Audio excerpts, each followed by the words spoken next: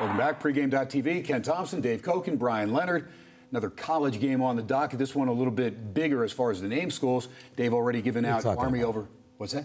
You don't think Army in Western Kentucky is as big as... Let's count the views. Let's see how many is going to end up on that one. As Arkansas at home, coming off of Bryan, Fayetteville. Nobody knew the name Wonderful on either one of these two teams. That's right. Browns or otherwise. They got to watch a video just for that. As long as we get the money. I will tell you this, that we are nailing the heck out of our college videos. We ought to stop doing NFL videos. Listen, I went 3-0 in the NFL last week. I hit I was 5-0 in the Super Contest, first time ever. I have to tell you, for me, that in the NFL, 3-0 is monumental. I'm really surprised they didn't throw a goddamn, a parade on Monday morning. Can you bleep that? No, I have not had a great year in the NFL, and it's not my strongest sport. So, but I like the colleges, and this is a fascinating game right here between Arkansas and LSU. How's LSU going to react to what happened last week against Alabama? That's a game they should have won. Everything went wrong for them in the last minute. The penalty, which I really didn't think should have been called on LSU, and both guys should have been flagged or no flag at all. And, it was an impressive drive by Alabama. You can't take that away from them. With no timeouts, the drive that length of the field was impressive. But what about the play call in overtime, though, that Alabama pulled off? That is the classic play. Yeah, I don't know if you know. The right tackle swings out wide, acts like he doesn't know what's going on. He's declared eligible receiver, and then the tight end, who weighs 300 pounds, gets the pass down the middle. That's unbelievable. Yeah. I mean, Lane Kiffin, Bryan, where was that call at USC? Did you think there was any chance at all? I mean, I had no interest in the game from a wagering standpoint, so it didn't matter to me. But as soon as it went to overtime, LSU's dead. Yeah, Did you feel the same way? I agree. And actually, I have a friend of ours that went to the game, first time he'd ever been there. And being a night game, that's what I've always wanted to go, just for a night game there. I don't know why they don't play all their games at night. They got such a huge advantage. But he went there, 100,000 in the stands. He said there was another 200,000 tailgating. Wow. Partying.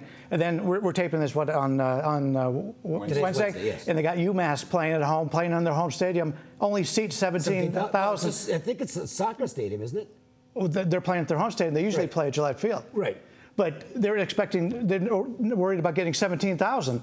There's 300,000 at the LSU game. Wow. It's just amazing how that works out. But I actually, unfortunately, I had the over in that game, and I'm just sitting there. I go, I just need overtime. And then when they go to overtime, I go, I just need LSU to score first, because I had a feeling that Alabama was going to get the touchdown.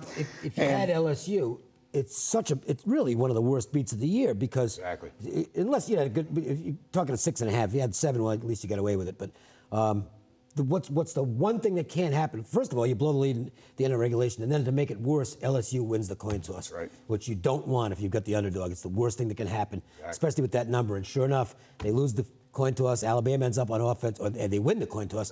So that means they go on defense. Alabama takes it, gets in, scores the 7. If it's the other way, if LSU loses or if LSU loses the coin toss, they're either going to lose the game by 3 or 6, or it just keeps on going. That's the way it goes. It's the hazards of when you've got the underdog, overtime's a nightmare. Yeah, no doubt about it. Alabama, everything kind of fell right for them, but it also fell right for them against Arkansas. They got a blocked extra point. They were outgained by 130 yards. I mean, they were held to 235 yards against Arkansas, Alabama was. But they know how to win football. The thing is, and this you can say about Alabama, which I actually have very high in my power ratings, and Florida State, which I don't actually. But Florida State, and it's the reason I won't take this game this week. I can tell you right now, I'm not playing the Florida State-Miami game.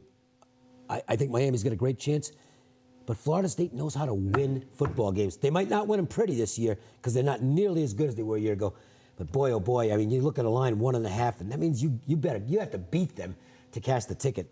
That's scary. I said I wanted to lose the money and watch Florida State lose. Yeah, I'm serious. I really want Florida State to lose. I'm totally serious. I don't care if I lose the money. I mean, that's how I feel about that team. And I think there's some animosity towards Jameis Winston because of the way he's been off the field. Oh, no question. He's a great player. Right. We love what he does on the field, but unfortunately what he does off the field is just another story. Again, getting back to the game we're actually discussing here, the LSU situation, the night game, everything going into that, now having to play an Arkansas team that runs the ball right down your throat. Yeah. And you just played an Alabama team very similar to that has that ability. So as this game goes on, and this, Steve Fezzik does a lot of in-game betting. This may be a situation where you do some in-game betting here, or at least you look at the second half. If Arkansas is pounding the rock the entire game, LSU's going to wear down, and they've got a very good run-stopping defense. But as it goes on, I think the advantage for Arkansas goes up. So maybe a second half bet on Arkansas, depending on what happens in the first half. All right, this will be my free play, so I'm going to go ahead, listen to the guys, and make it official. This is a game that I circled right away. I said if LSU were to lose that game, when I saw it go into overtime, I was going to be all over Arkansas. Number one, if you look back when they played Alabama, what happened? They had a bye prior to that game. Were they jacked up? Were they ready? Again, holding Alabama to under 250 yards, unheard of. They did it. Should have won the game. Fumbled the ball out of the end zone for their first possible score, had a blocked extra point, but really played well. But Bielema cannot get that monkey off his back. We saw them also dictate tempo in the Mississippi State game. Had Dak Prescott playing from behind. Mississippi State never led that game till the end. Arkansas had that touchdown lead and should have closed it out there. But again, they floundered down the stretch. Just some of those passes from Allen just off the mark, and they're oh so close. I think they get LSU here. Why? Because I think LSU probably wasn't focused as far as practice till Wednesday. They got to get ready, go to Fayetteville against a team that's hungry, looking for their first SEC game win for Bielema, and of course break an 18-game losing streak inside the conference. I think this running game with Williams and Collins is outstanding. And again, Allen just missing as far as quarterback, a couple passes here or there. I mean, this team had Texas A&M down 14, lose the game in double overtime in the fourth quarter. They give up that 2-touchdown lead. They lose the Bama game. They lose the Mississippi State game. Arkansas, to me, is a 500 team that I think, power rating-wise, as far as a team, I have them on a neutral field as being in the top 20. That's how good I think this team is. I think they take care of LSU in a big way because they're going to catch the Bayou Bengals on a downer, and by the time LSU realizes what hit them, they're going to be down 2 scores, and Arkansas is going to pound them. I think they win the game by double digits. It's my play. It's going to be my biggest play of the week, so we'll see how it pans out. I'll give it out, but I think Arkansas is going to just roll big time and break that losing streak, get the monkey off their back, but I haven't been as convinced of a college football game that I'm going to give out for free as this one. I did a radio show a couple weeks ago. At least Marco D'Angelo did a radio show, and he asked me about power ratings. There was a Nebraska radio show, and they wanted to know what I would make the SEC against Nebraska. And I had Arkansas highly rated, and I listened to the show after he went off, and they said, why has he got Arkansas on here? They're winless. Well, if you've seen Arkansas play, Arkansas is a good football team. Did you see what they did to Northern Illinois? Beat that team. They had a 17-game road winning streak. They beat them by 35. Also, let's remember, Mississippi State, a team that's still sitting number one, gave up 560 yards to UAB at home earlier in the season. Yeah. So this Mississippi State team is sitting number one, but I think they're fool's gold. I agree. I don't think they should be in the top 4, to be honest with you. Mississippi State? I don't like until somebody beats them, like Florida State, they're going to be in there. What about Mississippi going in for the touchdown to win the game? The guy breaks his leg, falls on the 1-yard line. What do they do, drop him eight spots? I mean, that was ridiculous.